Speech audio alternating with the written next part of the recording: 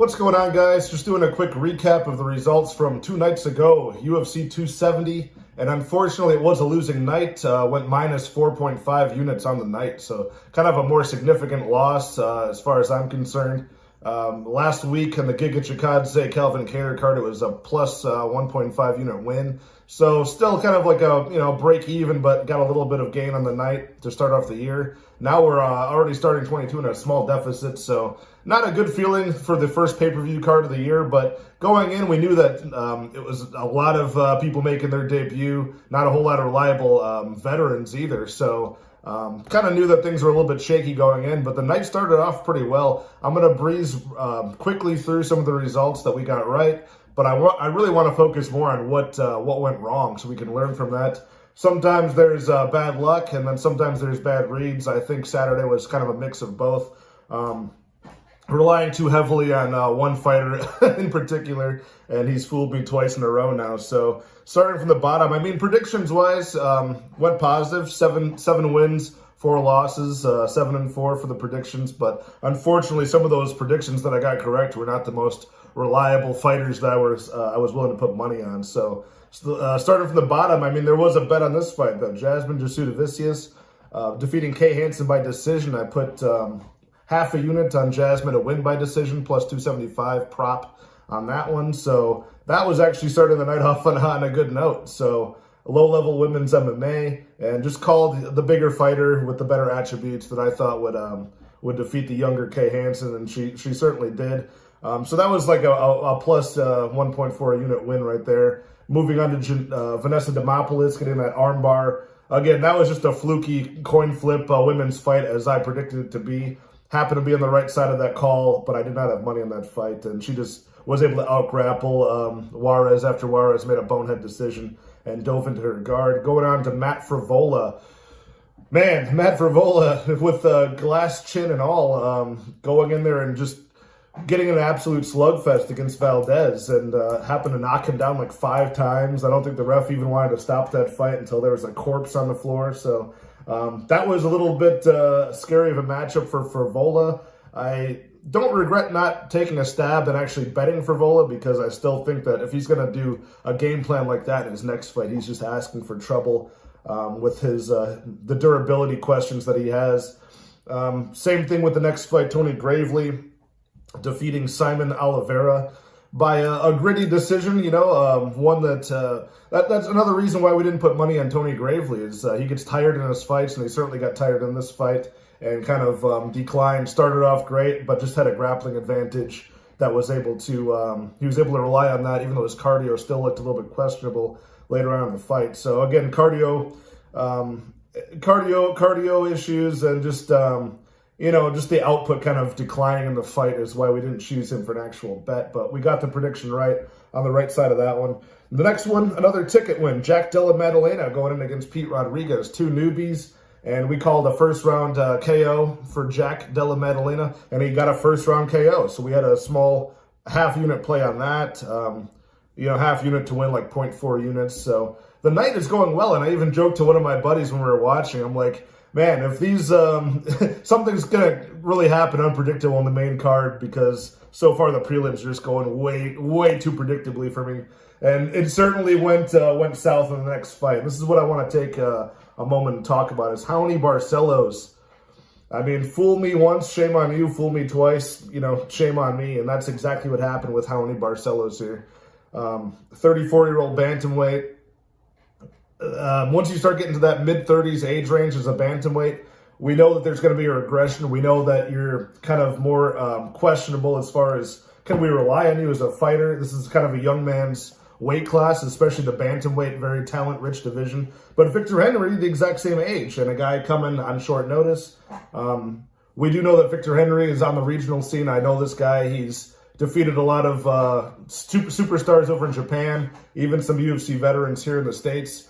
And he's trained by Josh Barnett, former UFC heavyweight. So we kind of knew that he had the preparation. He's old enough. He's got the experience. But short notice against Raoni Barcelos. Barcelos is just so good on the feet, so technical. He's got the wrestling he can mix to as well. And Raoni Barcelos lost us money in the last event when he faced Timur Valiev. But Valiev, that's kind of a forgivable loss for me because Timur Valiev is just so gosh darn good. And, I can forgive the fact that that was actually like almost a draw. I mean, one judge called that fight a draw as well. So, and I think it should have been. So very close fight. You can forgive a crafty fighter like Timur Valiev beating Raoni Barcelos. But man, I kind of slept on Victor Henry. I think a lot of people slept on him. And he was the better man in this fight. He outstruck, had better output, and looked like he had a better gas tank almost too. I mean, Raoni Barcelos was, once Raoni Barcelos loses round one, you kind of know that it's not going to be a good fight for him because usually he wins round one, slacks off as the fight goes on, and then guts it out and, starts putting it on his opponents. And Victor Henry went nowhere. Victor Henry was able to win round one and continue to win rounds 2 and 3 and just totally outclass Raoni Barcelos. And that might be the beginning of the end for Barcelos. Definitely, this is one of the takeaways from this loss is I'm not going to trust him anymore. I'm going to definitely, once I lose to, I lose a bet on Raoni Barcelos the first time against Valiev, I should have known not to trust him this much again, and I felt funny doing it. But again, like I said, on this card, there weren't a whole lot of trustworthy people, and I parlayed Michel Pereira, Jack Della Maddalena, and Raoni Barcelos for 2.5 units. Then I double-dipped with Barcelos, and I had him by decision for 2.5 units as well. So I was down 5 units on that one fighter, so I just need to stop tying everything to one fighter and moving forward, Raoni Barcelos, I'm sorry, I love the guy, but I can't trust him anymore. It would take a lot for me to bet on him in the future, and the fact that he was juiced to minus 500 plus favorite here was just, that might have biased me a little bit since we saw this fight scheduled a few times. I took maybe too hard of a look at the price tag and thought Victor Henry just did not have a chance in this fight, but I got fooled, and I know a lot of people in the betting world got screwed on Barcelos. So that was really the takeaway. It's just I can't trust Barcelos anymore. These older bantamweights, I can't trust him, and I should not have tied him to both a decision prop and a parlay. I tied together Michel Pereira, Jack Della Maddalena, and to make it even money, I added Barcelos to it because I thought they were all more the confident picks of the night. So Michel Pereira came through, Jack Della Maddalena came through. Barcelos let me down, so that was the issue there. Moving on to the main card, Trevin Giles. I got this pick wrong. Trevin Giles did not. He kind of looked the same as his last fight against Dricus Du Plessis, or Dricus Du Plessis as he pronounces it. And he just kind of engaged in a brawl and got outstruck and just out-countered and just knocked out in round 1. So not a good look for Trevin Giles, making, a desperation cut down from 185 to 170. And, that was trying to turn his career around and compete with smaller guys.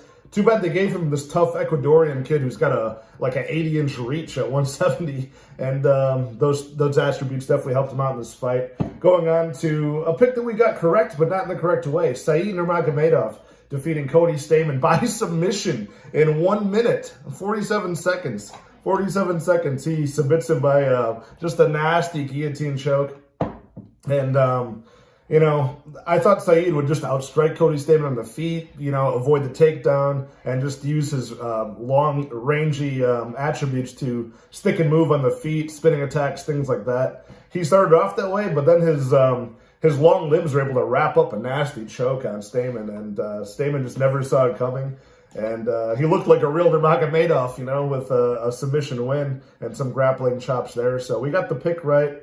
I didn't have anything on the fight, so it was just cool to see him win by guillotine. And now that's twice that Cody Stamen's been submitted, so we'll see where he goes moving forward. Michel Pereira taking on Andre Fiallo. I had a small bet on half-unit stab on Pereira by KO, and he almost got it a couple of times, but Fiallo actually was very, very tough in this fight. And tough, gritty guy making his debut. And another one of those moments where MMA math does not matter. I mean, I've seen Fiallo on the regional scene get dusted by, finished by lesser competition than Michel Pereira. And Pereira, gave him flying knees, gave him all those teep kicks up the middle, could not finish him. So, those are the breaks. Lost a half unit on that. I was able to get a little bit of money back on the Deiveson-Figueiredo-Moreno fight because I called just the overs, the over 3.5 and over 4.5. Again, half unit stabs on that, and that equaled just 1 unit of profit on those overs. I called Moreno to win. It was a close fight. I scored it for Moreno, but it was close enough of a fight where Figueiredo winning was not, I'm not crying robbery. I could probably see a side for him if I rewatched the fight. He did have a lot of knockdowns and applied quite a bit of pressure to him. So not crying robbery on that, but that was a wrong pick. But we did win the over 3.5, over 4.5. Now this one, my last ticket was Cyril Gane inside the distance. I can't chop this up to a bad read. With the data, limited data we had on these two fighters, there's no way I was going to pull out of the data and the tape study that Ngannou was going to bring a whole new wrinkle to his game, wrestling chops, avoid the strikes of Cyril Gane, get in close, dump him on his ass, and get top control for the final 2 rounds. There's no way I was going to call that to happen. Hitting buck and roll submission. No, I'm sorry, not submission. Buck and roll transitions on Cyril Gane, flipping him over and getting top control when Cyril Gane got tired.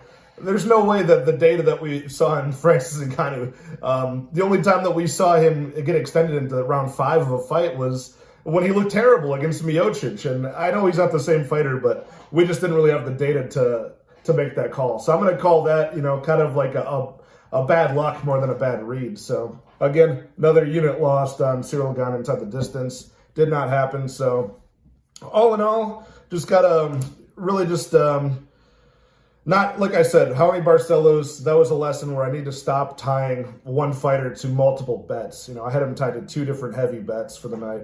Not a good call, because if, it could have even been like, that was his performance, and that was Victor Henry. I can't take anything away from Victor Henry, but, I mean, imagine if Barcelos just, tore his knee or something in round 1. There's nothing you could plan for. Now I'm down 2 bets. I need to just tie him to 1 bet if I'm confident.